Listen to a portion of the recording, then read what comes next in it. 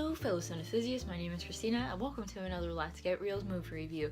Today's movie I will be reviewing for you is called The Woman in Gold. Now I want to put this forth to you as something to think about as I review this movie. Think about something sentimental that's been passed down through generations. It be a collection of books, a work of art, anything. Now imagine if somebody were to just come into your home and say, you're not worthy of owning any of what you have and we're going to take it away from you. Imagine how awful that would feel, and all of your family's memories were taken away, or just a very sentimental memory was taken away from that one item, or from those items, or from everything that you own in your house. Somebody just came and said you're not worthy of owning these. Think about that, and think about how just awful you would feel. You know, we're not supposed to be attached to things in life, because as the saying goes, the most important things in life aren't things, but they are. They hold memories for us, and they hold special attachments for us. And having somebody just come in and say, you can't, you're not worthy, we are the worthy people, we're going to take this away from you, that has to be the most awful feeling in the world. And that is basically the premises of The Woman in Gold. If you're unfamiliar with the story, it is a true story. It's about a painting called The Portrait of Adele Bloch-Bauer. She was an Austrian woman who lived at the turn of the century, and she came from a very prominent family. Her husband was very wealthy.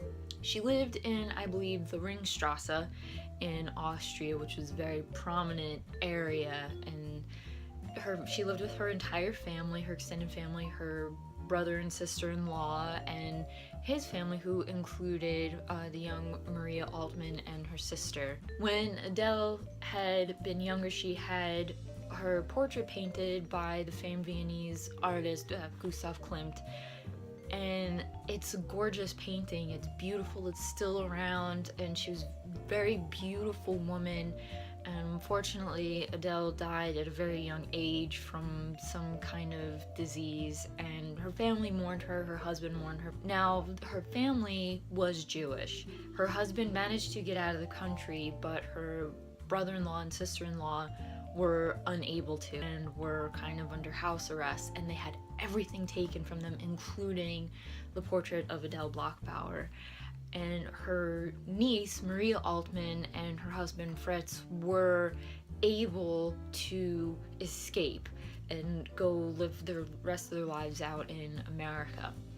Now, ever since World War II, the portrait of Adele Bloch-Bauer had been in the Vienna Art Gallery, in their national gallery, and she was stripped of her Jewish heritage and was just simply called the Woman in Gold. There was no name for her, nothing was given about her, and she became Austria's Mona Lisa. She became very iconic for the museum and for the country. Maria Altmann, in her old age, had gone to a young lawyer that she knew through family friends, Randy Schoenberg, and she said, I want my aunt's portrait back. I do not want her in a museum where she had been taken during World War II by the Nazis. And actually, the curator of the gallery who had originally taken it was tied to the Nazis, and nobody really had any issues with it. They didn't care. The whole government, to this point in time in the early 2000s, really didn't care that it was taken under such duress, and they weren't willing to work with Maria to repatriate it back to her. But fortunately, Randy and Maria for years and years fought to get Adele's portrait back into the family and out of Austria. That was the whole thing. They did not want it in Austria in the hands of people who were just unwilling to accept what happened to their country. And Austria's like that. They don't really like to talk about the fact that they were in support of Hitler and the Nazis, and they just have like amnesia, cultural amnesia when it comes to that. So the whole point of this story was getting this portrait, this family heirloom, this important thing to this woman out of a country that basically just destroyed a culture. They didn't like the Jews from early in their history up to World War II. That was the point of it. It wasn't just to be a pain in the ass and keep bothering this country, giving back my painting, you know, this is mine, it's mine, mine, mine. It was, you did something wrong, you're not admitting it, this is my property, this belonged to my family, it was taken under duress, and I don't want it in that country anymore. Maria and Randy do wind up winning back the portrait of Adele Bloch-Bauer and taking it out of Vienna. They were somewhat willing to work with the Viennese government and their cultural ministry and everything, but it just didn't work out. So now Maria did not keep it for herself. She gave it to Ronald Lauder, who is Estee Lauder's son, and to the Neue Gallery in New York. And one of her stipulations was, I'm going to give it to the Neue Gallery only if she is on display at all times. And now Adele is in a place where art of Vienna in the early 1900s and late 1800s is celebrated. The Woman in Gold is very close to my heart because I have a degree in art history and a master's degree in museum studies, and we did in grad school for my master's, we talked about this portrait of Adele Bloch-Bauer and how important it was to have this back. And at the time I really didn't understand. I'm like, well, if it's Viennese, let it stay there, let it stay in its home country. This is where Klimt was from. I remember kind of being a jerk about it, and then after watching this movie and really reading about it, I'm like, wow, man, Vienna was like terrible. They have such bad cultural like amnesia, and just they don't even want to talk about it. They just blow it off, their whole Nazi past and everything. And after seeing this movie, I'm like, I get it, you know, it does deserve to be out of that country. Maria Altman did deserve her painting back.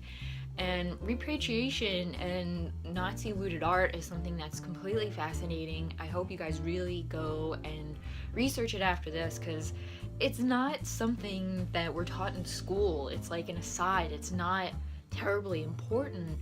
And, you know, we're not, America is obviously not Europe. We don't have that one culturally significant and important thing that, you know, we would be willing to fight for, and we would want to protect it with everything that we have. Sure, we have like the Brooklyn Bridge, we have the Statue of Liberty, we have the Smithsonian's, we have the Empire State Building, the Washington Monument, the Lincoln Memorial, Golden Gate Bridge. We have these things, but there's nothing that is America. It's not like France has the Mona Lisa. When you think of France, you think of the Eiffel Tower and the Mona Lisa. When you think of Italy, you think of the Leaning Tower of Pisa or the Vatican or, you know, whatever have you in Italy. You don't understand the importance of art and how powerful it is for a culture and how important it is for people who, you know, not only was it a status symbol, it was something that was enjoyable for them, that they had commissioned. And it's just a shame that the Nazis had to do all this and take these things away from these prominent families who just did their business and went about their lives. And today it's still an issue, repatriating art from World War II.